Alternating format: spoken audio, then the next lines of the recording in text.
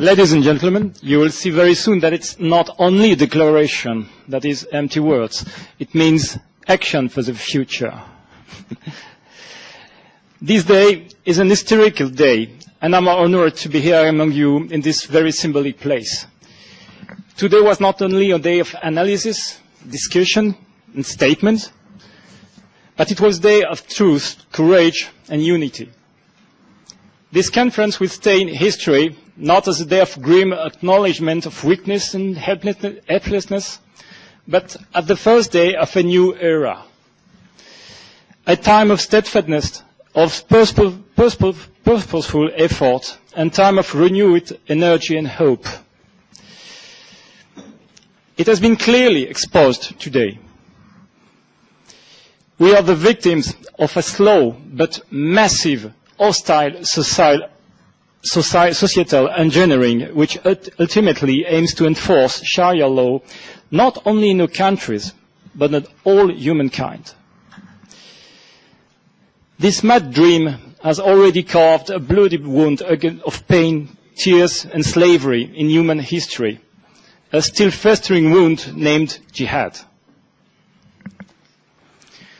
This mad Sharia dream is being promoted by a small but powerful minority. But in totalitarian system, minorities always try to coerce entire societies through lies, violence, and indoctrination.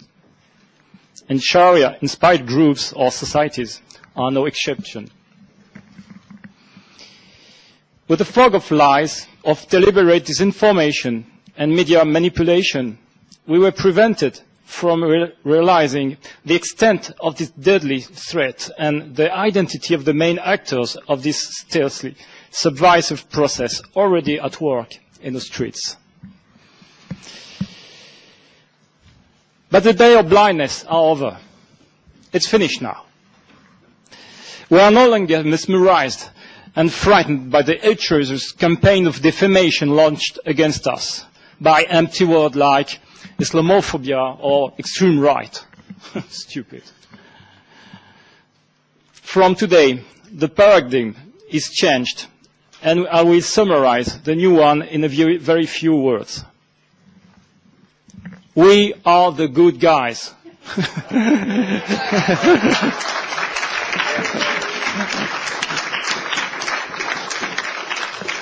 We and our countries are attacked, and we have the right and the duty to defend ourselves against Sharia enforcement.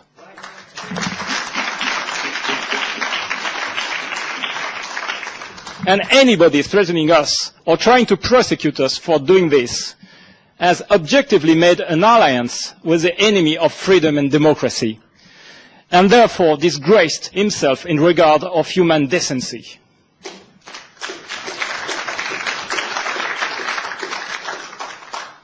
And one day, they will have to answer for that. But enough of the past. Let's act now for a better future. Today, in the European Parliament of Brussels, we invite all sincere defenders of freedom of speech and human rights all over the world to join us in this Brussels process, which aims in the name of freedom and human dignity to preserve our society and all our fellow human beings, whatever their origin, their belief from Sharia enforcement. We invite you, all of you, and all who see me on internet, because it will be recorded. It's a call for the world, for the entire world. We invite you to sign, and from then endorse, support, and promote the following declaration and its proposed policies, and to become an active member of the Brussels process. Thank you. And Elisabeth and Ned are going to read you this document. But this is not only a document, you see. It's a course of action. It's the beginning of a new era. The victim period is finished.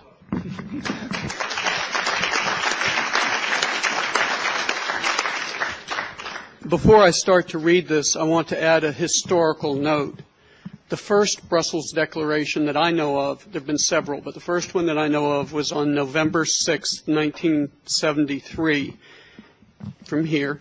It was the very beginning of Eurabia. I'm not sure of exactly what was in it, but one of the things it established for the first time was the rights of the Palestinian people, and it began the European Union's support of Palestine. This Brussels Declaration abrogates that one.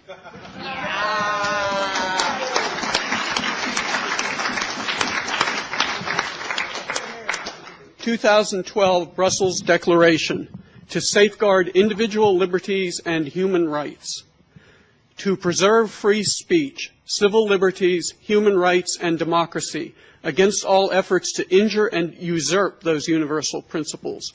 We call upon leaders in all nations to support this 2012 Brussels Declaration to safeguard individual liberties and human rights, reasserting that human rights and liberties are universal, individual, equal, inalienable, and self-evident irrespective of philosophical, cultural, or religious considerations as a matter of long-held principle, considering that any honest defender of democracy has the right and the duty to uphold and defend free speech, civil liberties, and human rights, affirming the irrefutable fact that Sharia law, as articulated and applied, is incompatible with and destructive to free speech, civil liberties, and human rights, and as such is incompatible with the fundamental principles of democracy, as stated in the 13th February 2003 judgment of the European Court of Human Rights.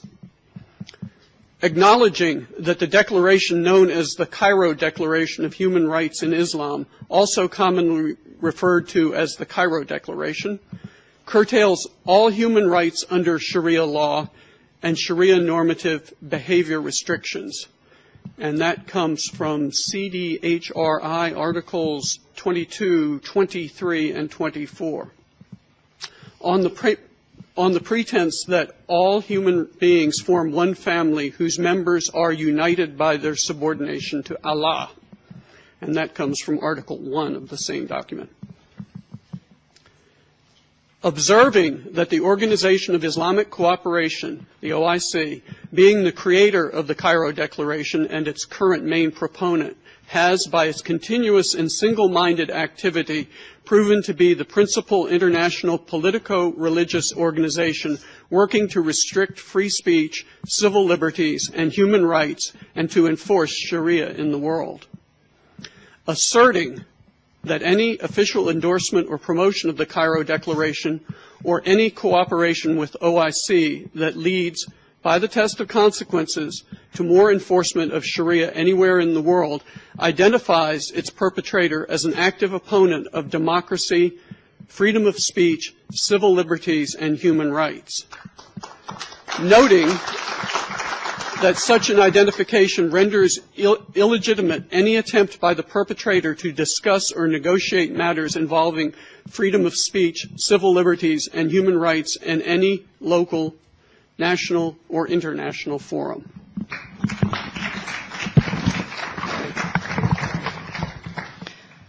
The signatories solemnly require of their governments and civil society, 1, to commence a process to be known as the Brussels process, to implement the content of this declaration through education and policy initiatives at all levels of government and sectors of civil society in order to safeguard the future liberties and rights of our nations and our children, so that all members of the human family may prosper as free individuals. 2, to decline any invitation to participate in any local, national, or international forum to discuss civil liberties, free speech, or human rights if the organizers, individual persons or organizations, are known proponents of the Cairo Declaration or societal Sharia enforcement, unless the negotiated or discussed topic is a transition of their codification and implementation of human rights to the UNDHR definitions and away from the Cairo Declaration definitions. 3, to protest any kind of participation in a local, national, or international meeting dedicated to the civil liberties, free speech, or human rights discussions or negotiations by any known proponents of the Cairo Declaration or societal Sharia enforcements unless they are only attending in an observational capacity or negotiating their entry in the Brussels process. 4. To initiate a thorough inquiry before any bilateral and multilateral cooperation about civil liberties, free speech, or human rights related matters in order to clearly identify any participants who are proponents for the Cairo Declaration or Sharia law, or who have cooperated and collaborated with the OIC and its associated organizations. Number 5. To reject and forbid any public funding for promotion of the Cairo Declaration or of any Sharia societal implementation and enforcement because such promotions are a direct attack against our most fundamental democratic principles and human rights. Number 6.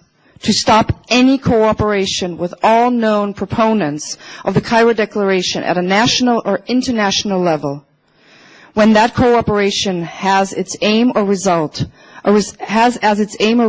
a restriction of civil liberties, free speech, or human rights in a democratic country until those proponents repudiate the Cairo Declaration.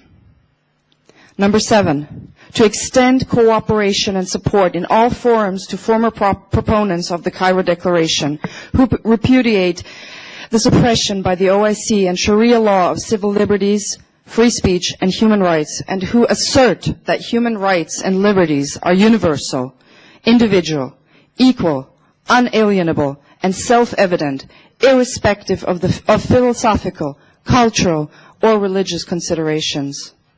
And number 8, to engage with civil society and official organizations that work to safeguard individual liberties from suppression by Sharia law, especially those located in nations that are signatories of the Cairo Declaration or members of the OIC, to encourage dialogue, education, and understanding on individual liberties and human rights, as these terms have been commonly used in Western nations.